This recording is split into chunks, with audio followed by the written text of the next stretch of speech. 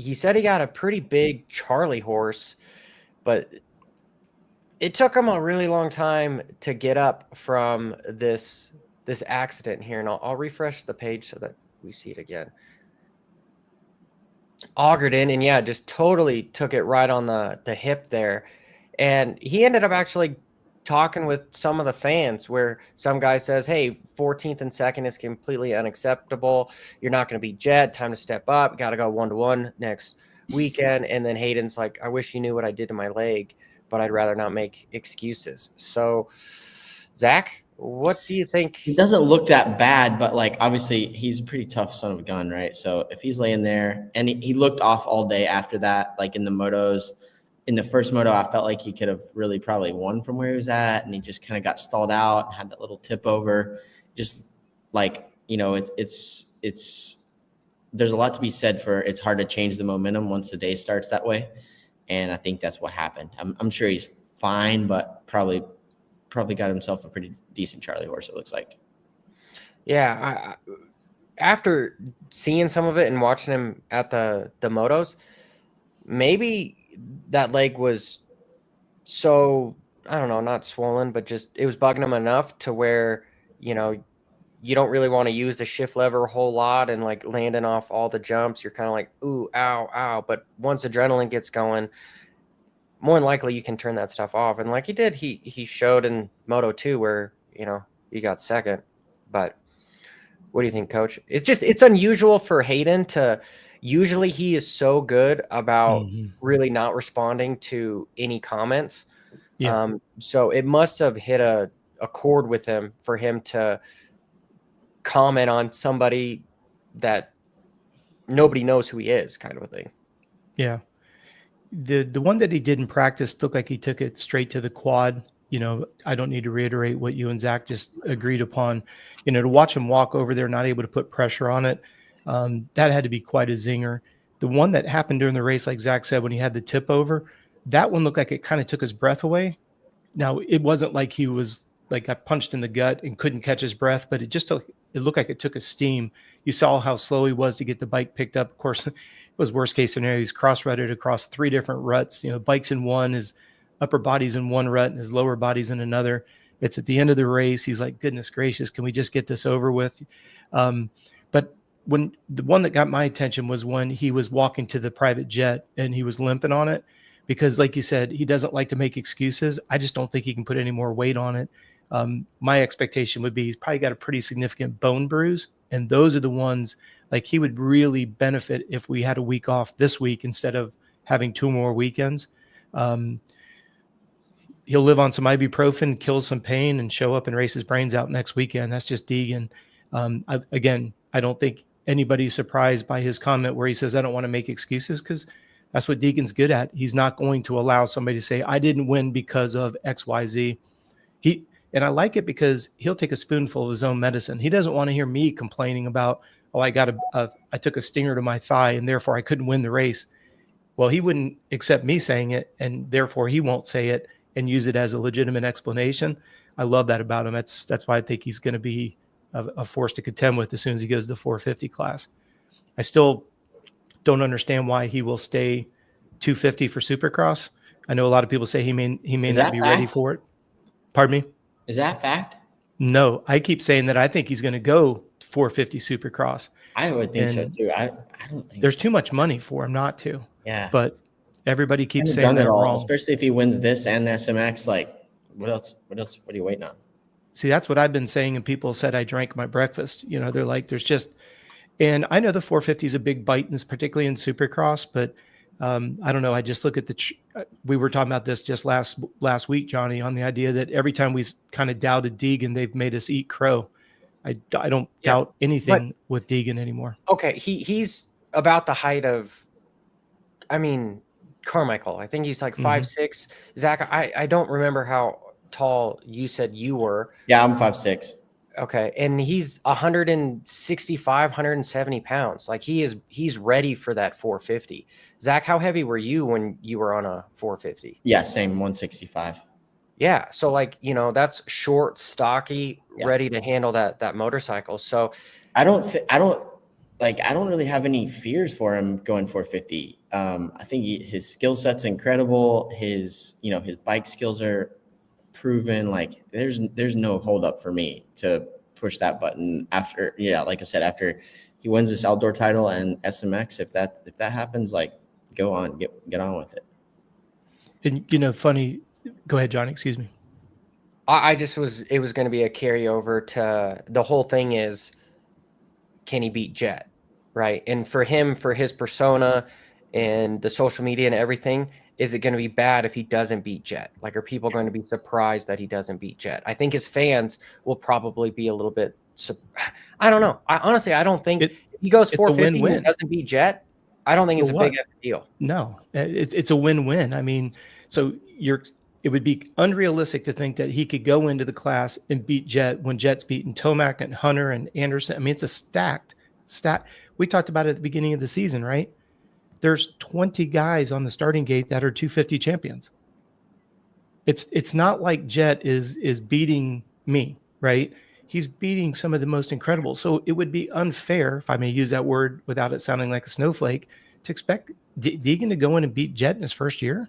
But he then has if he some does, time nobody would be surprised. before the pressure's on him. Like, he has a year, at least a year, maybe 2 years before it's like, okay, now you should be beating him. Like, sure, there's going to be people who are throwing daggers on Instagram, but like, who actually cares? He has a little bit of leadway to, Jet's beating everyone right now, right? So he has some time to build into that and become a 450 rider. I think he's going to take some knocks probably just because he's a little loose.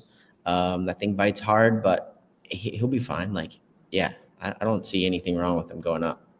Zach, this was something Johnny and I talked about last week. 4 years ago, he was racing Loretta's. Yeah. It's just, put that in perspective. Just fine, right? Yeah. And yes, we know that Jet's done some spectacular things since he's gone 450, and that's cool. But I don't know, between these two and what they've done in such a short period of time, you look at Jet and what he's done in 450s, and you look at what Hayden has done in the 250s, when we were literally watching him race against Daxton Bennett, Casey Cochran, and Logan Best at Loretta's on Super Minis. Yeah. It's just, that's insane. Yeah. When you put that's his class, it's like, wow. Mm-hmm. Well, because most of the kids that graduated with him aren't really doing much in the 250 class. Right. But that's what's so amazing with Deegan, because his first futures race, like we talked about, I think he got third or fourth. He didn't set the world ablaze. Yeah. That just shows me how quickly he's willing to learn. And he, as big as an ego as he puts out, in social media, how humble of a guy must he be that he's that much of a sponge to learn that quick? Because he didn't look like somebody that was going to dominate in the futures class.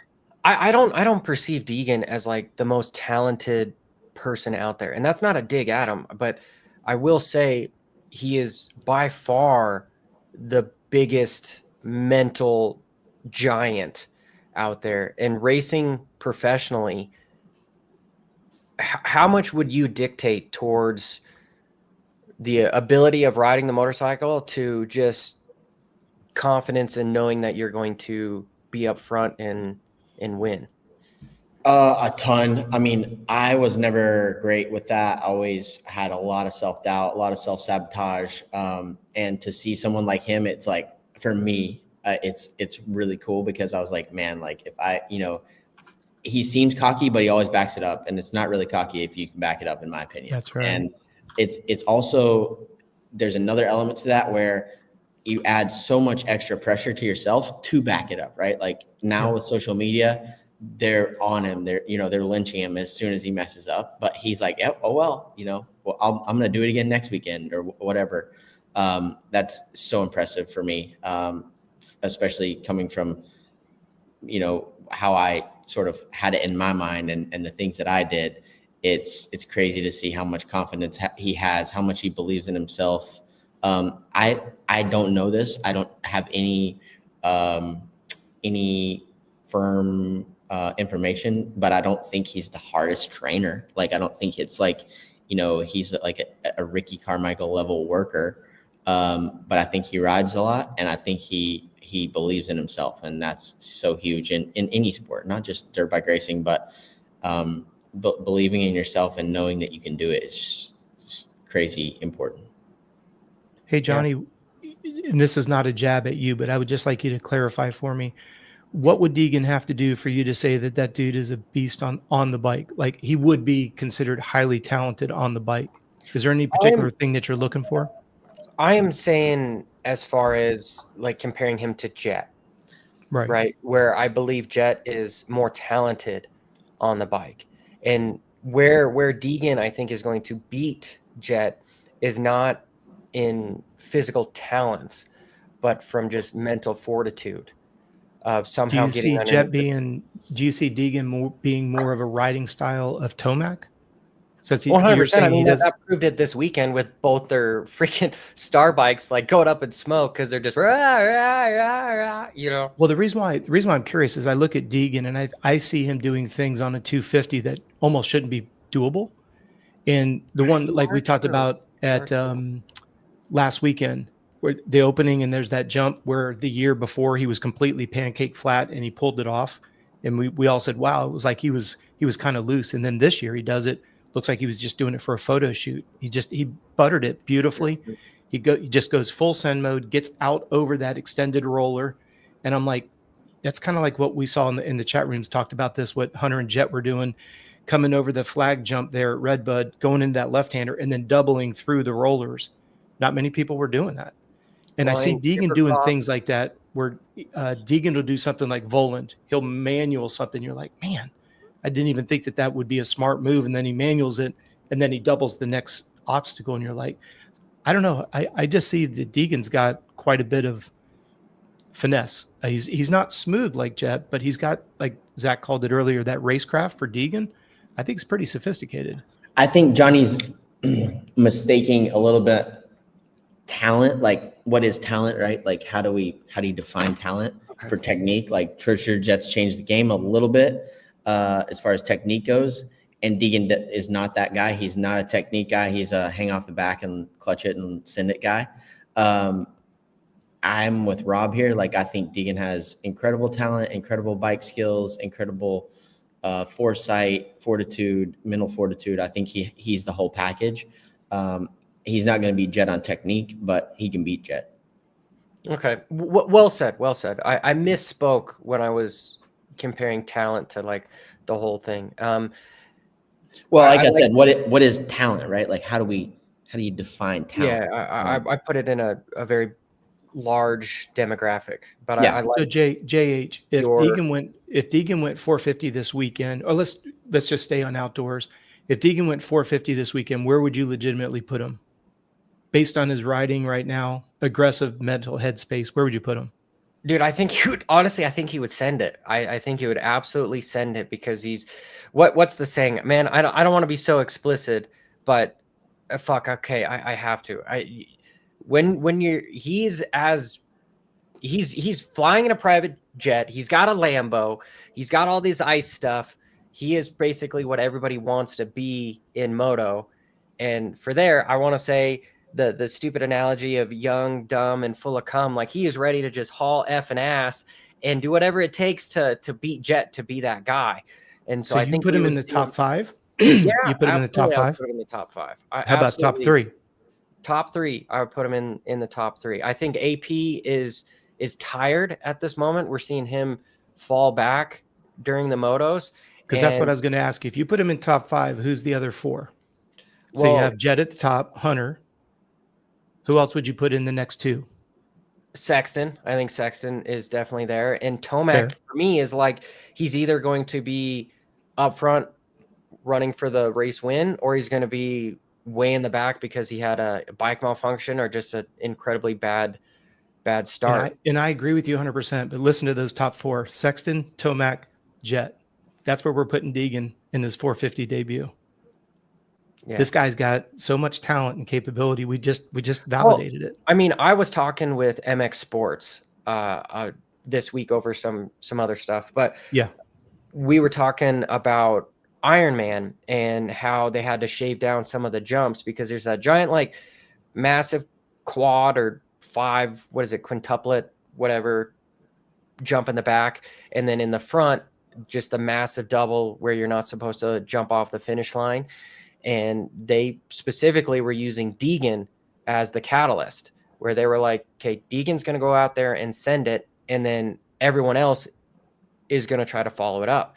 And so then they had a bunch of pro riders, including Jet, say, hey guys, we need to take these jumps out. Like, this is just unsafe. We need to just take the jumps out, because none of us want to just break wheels and ruin our career because some kid is out there just going to send it, right?